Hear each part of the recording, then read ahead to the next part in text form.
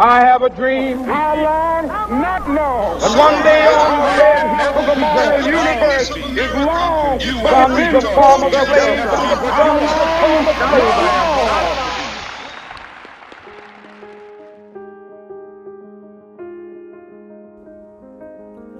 Welcome to the City of Duarte's virtual Martin Luther King Jr. Community Remembrance Ceremony.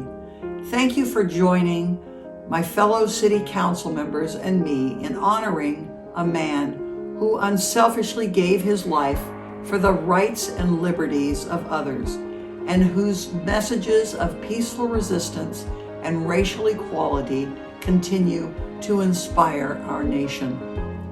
Although we are unable to gather together today to celebrate Dr. King in person, the City of Duarte remains committed to recognizing and honoring this great man's legacy. Again, we appreciate everyone that has tuned in today. Stay safe and healthy. Please wear your masks, social distance, and wash your hands frequently.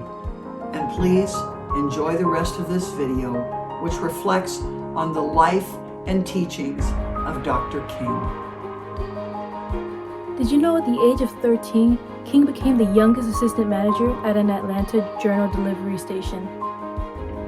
King once convinced Nichelle Nichols, who played Yura on Star Trek, to stay on the science fiction show. Nichols was interested to quit after the first season of Star Trek, but King persuaded her of the importance of her role as a Black woman playing a main character.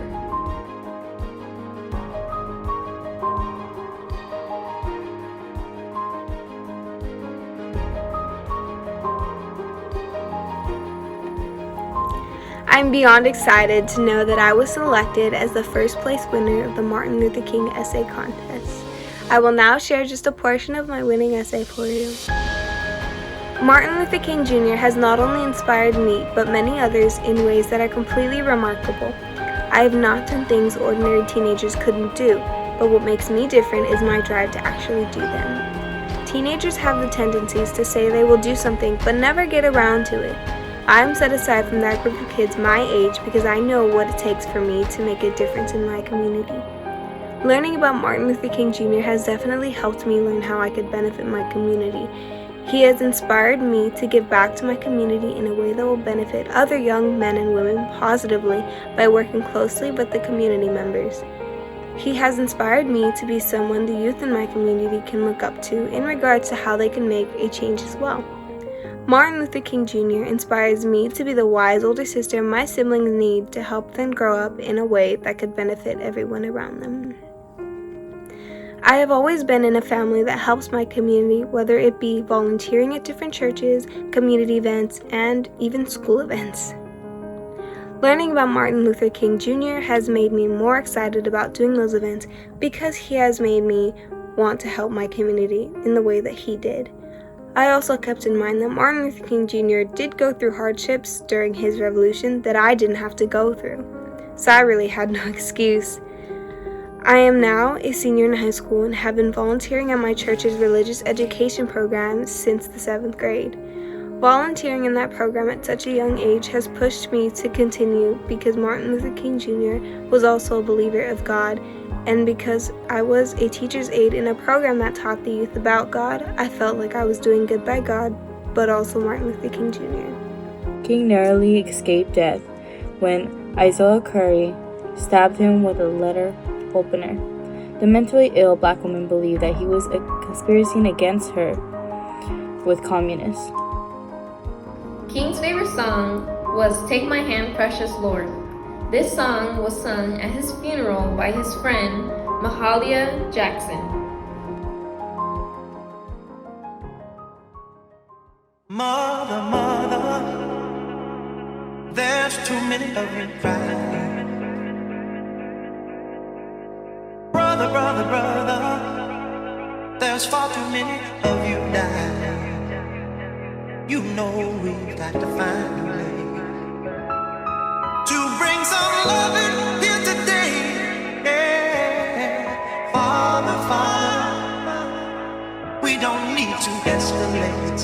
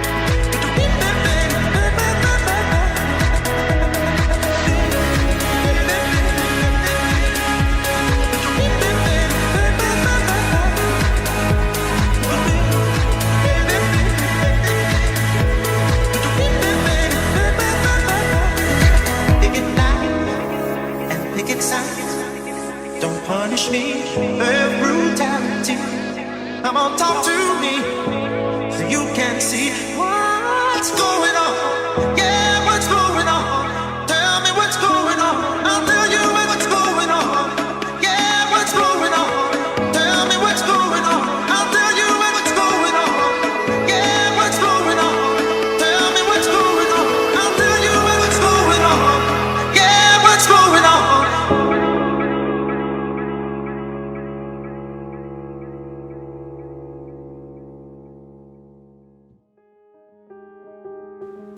Did you know the night before Dr. King's assassination, he foretold his death?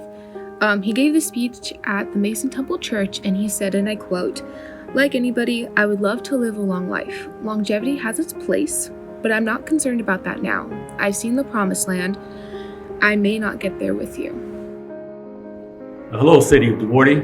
I'm Charles Brister. Pleasure to be here to talk about Dr. King. Martin Luther King was born in 1929, January 15th.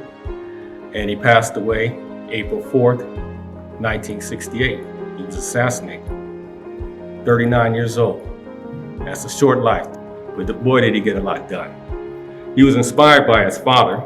His father was actually born Michael Luther King, and Martin was born Michael Luther King Jr. But his father changed both of their names because the name after the great Protestant reformer, Martin Luther. And so they dedicated their lives to improving civil rights, human rights in this country for everybody. And Dr. King, he became pastor at Ebenezer Baptist Church. He was speaking out for civil rights. And then an amazing thing happened, something that really changed the direction, really galvanized those that were working on this issue for so long, for so many years. And that was Rosa Parks. You know the story. And that started the Montgomery bus boycott led by Dr. King. And it lasted 381 days until finally the law changed where buses could be integrated. Seems kind of strange today, but it wasn't really that long ago. Barack Obama was born at a time when most Black Americans still couldn't vote. And Martin Luther King, he worked real hard with a whole lot of other people like Fannie Lou Hamer and others that, some people literally gave their lives for that right to vote. So we got to take it very, very serious. I vote every chance I get. I wouldn't have it any other way. And I thank Martin Luther King, Fannie Lou Hamer, and others for that right to vote.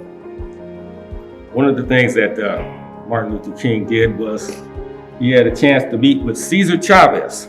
Cesar Chavez was a man for the farmers. So I'm going to read to you this short telegram that King sent to Chavez. He said, "Our separate struggles are really one, a struggle for freedom, for dignity, and for humanity," King wrote. "You and your fellow workers have demonstrated your commitment to righting grievous wrongs forced upon exploited people. We are together with you in spirit and determination that our dreams for a better tomorrow will be realized."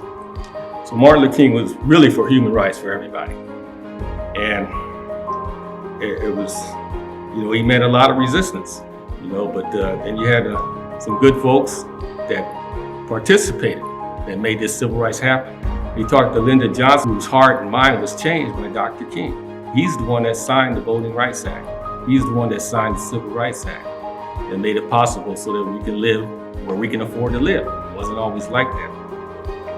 So in 1968, Martin Luther King gave his last speeches. "I've been to the mountaintop, seen the promised land."